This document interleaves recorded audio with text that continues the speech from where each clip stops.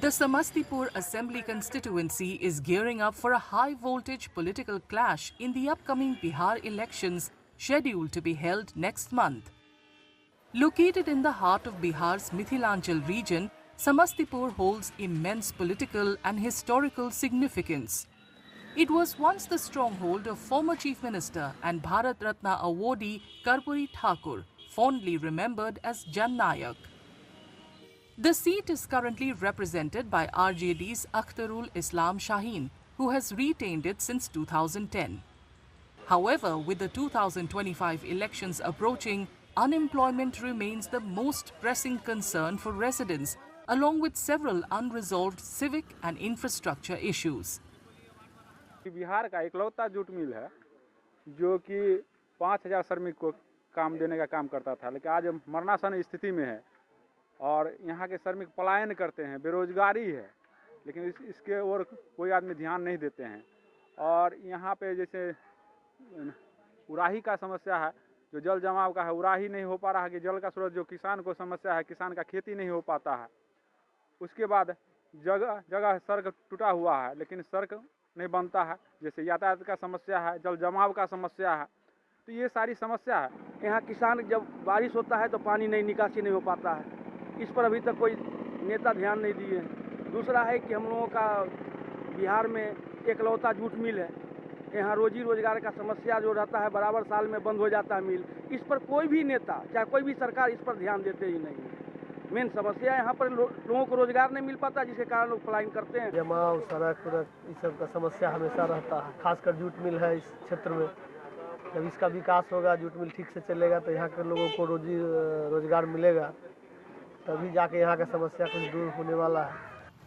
Although the list of candidates is yet to be announced, NDA leaders claim they've been actively preparing for the elections over the past few months. This time, the alliance is aiming to breach the RJD stronghold, banking on the development works and welfare policies implemented by the state government. देखिए कि अभी 6 महीना पहले से आप देख रहे हैं कि एनडीए का हमने विधानसभा सम्मेलन किया, हमने जिला एनडीए कार्यकर्ता का सम्मेलन किया। हम तो 6 महीना पहले से हमारा एनडीए के सभी साथी और एनडीए पूरा का पूरा कुनबा हमारा चुनाव की तैयारी में लगा हुआ है। हम नीतीश कुमार जी के कामों पर और नरेंद्र मोदी जी के कामों पर चुनाव लड़ने जा रहे हैं और बिहार की जनता इन दोनों नेता पर भरोसा करती है और उन्हीं के भरोसे पर एनडीए की सरकार फिर से बनाए। जो बिहार और समस्तीपुर की स्थिति है, जिस प्रकार से बिहार सरकार सिर्फ वादे में नहीं, जमीन पर योजनाओं को उतार करके बिहार का विकास जिस विश्वास भरोसे के साथ किया है, तो जनता भी आज उनके विश्वास पर खरा उतरने का मन बना चुकी है। और जो विकास हो रहा है बिहार का और समस्तीपुर जिले का, उसी आधार पर इस चुनाव में जनता एनडीए गठबंधन पर विश्वास भरोसा करके फिर से पुनः एनडीए गठबंधन की सरकार बनाने का फैसला ले चुकी है। While the ruling NDA has centered its campaign around development, the opposition is focusing on issues such as unemployment, infrastructure failures and other local concerns.